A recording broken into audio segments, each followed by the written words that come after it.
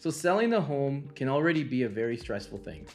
Now, imagine having a drug lab in the basement that was built and needed to get remediated. Yeah, we're talking meth, fentanyl, Cocaine, marijuana. and there was a death in the home as well. Hey everybody, my name is Rene and I got Megan Beam here, and we're going to talk about how all of the above items actually were in a listing that we had and we recently sold. Before we get into that though, if you like this video, please don't forget to give us a thumbs up. Also, if you enjoy this content or would like to see more real estate related content, please don't forget to subscribe. And lastly, if there's anything that's on your mind about real estate, please click the link in the description and we'd love to book a one-to-one with you. So let's talk about this experience that we just recently went through and what were the 3 phases that we actually found to be a success in this whole process. Yeah, we kind of broke it down into prep, the active listings when it's actually on MLS, and then the offer process as well. So yeah, in terms of the prep, there was a lot of preparation that we had to do. When we knew everything about this property, we knew that we had to take the right steps, talk to the right people and contacts who were probably 2 or 3 of the most important. Yeah, we brought in a designer, Joy, who was amazing, we wanted her to help make the space feel more comfortable when people walked in. And then we also brought in a lawyer. We were working closely with mortgage brokers. So we just kind of created a whole team so that we had just support behind us that will just make it present as well as possible, help us do our due diligence. Yeah, taking a listing like this, you never want to take it on your own. Yeah. You need to have solid contacts. It's already a stressful time for the seller going through this.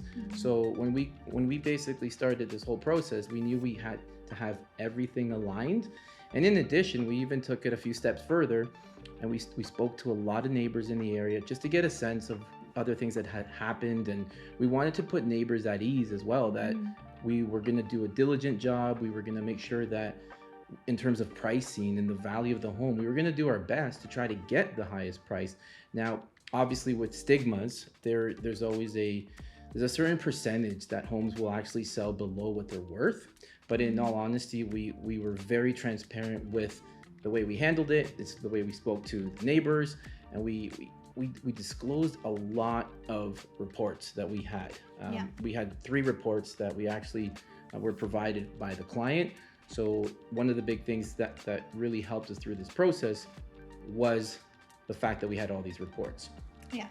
And during the active process, we took those reports, we made like an information sheet so that when people were coming through, they had access to see those reports, download them, and so that they could digest that information themselves.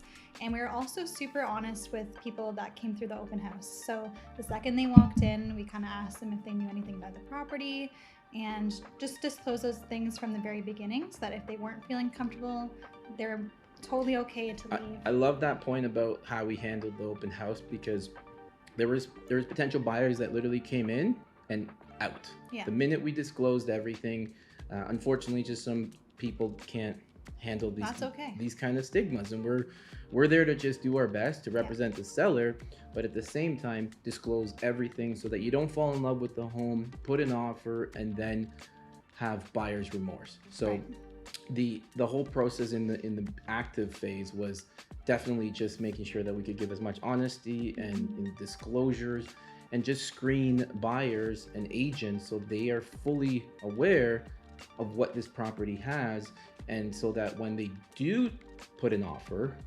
that we have everything covered. And I think that leads us right into the next phase, which is the offer process. So we had 3 offers total. First 2 fell through. I'll let Rene talk about that. But yeah, the fact that we had a lot of activity on this property was exciting, and the market right now has changed a lot in the last 30 to 45 days. And when we had it on the market, the buyer demand was going up. So we did have 3 offers. The first offer fell apart for more financing. So the buyers didn't do their full due diligence until the very end, and then the banks unfortunately couldn't fund the project. So what happened with the second offer was kind of similar, had to do with financing again, but it also had to do with a bit of cold feet. And again, we can't blame buyers for having that.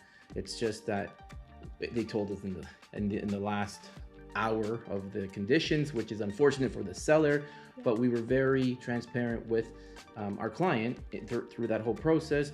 And thankfully, we did get a third offer, which was, it was a very neat situation because it was one of the interested buyers from the 2 or 3 weeks prior to that. So they had been doing due diligence on the back end, and that really helped our process.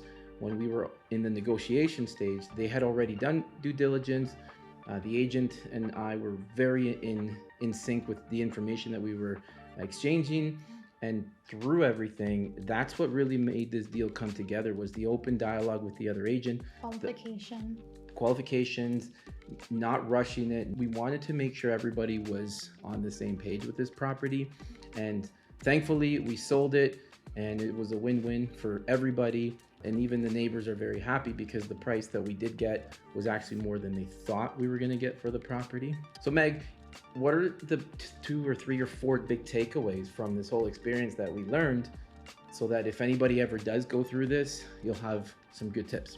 Yeah, I think just doing the homework ahead of time. So we're really trying to be solution based. We weren't just telling people and saying good luck, have fun with your due diligence. We were really trying to be as supportive as possible during that process for them, providing all those reports for them, getting them in touch with mortgage brokers, lawyers who could help with financing, who could, help them understand the clauses and what the stigmas mean going forward. So, yeah, being part of the solution is a huge thing in this whole process, because we never treated this deal as a transaction or just a one-off. We really were invested from the beginning, and we didn't want to rush the process. So we found that setting the expectation to be very realistic was a huge thing for us. And our client was amazing because from the beginning, we did give them a lot of the heads up of where this could go and how long it could take. So overall, that's a big one. And I think the one thing that we got asked a lot was, like, roughly how much do these kind of stigmas affect value? And through our research and talking to lawyers and looking at the market, we found that it could be anywhere from 5 to 15%. And we told that to the seller, which the expectation was set, and we actually were really impressed with what we got overall. And at the end of the day, we learned a lot, but we have a very happy seller. We got a great family who's moving into the home, who understands everything. But yeah, just happy clients all around, and we hope that this video helps and gives you a different perspective on how to handle a stigma or 2 stigmas in this situation. So thank you for watching this video. We hope that you enjoyed it. Don't forget to give us a thumbs up if you like this, and also subscribe to our channel. We will definitely keep putting out a lot more content on a regular basis related to real estate. And if there's something in the video that we didn't answer and maybe you want to take this offline, please click the link in the description, and we'd love to book a one-to-one with you.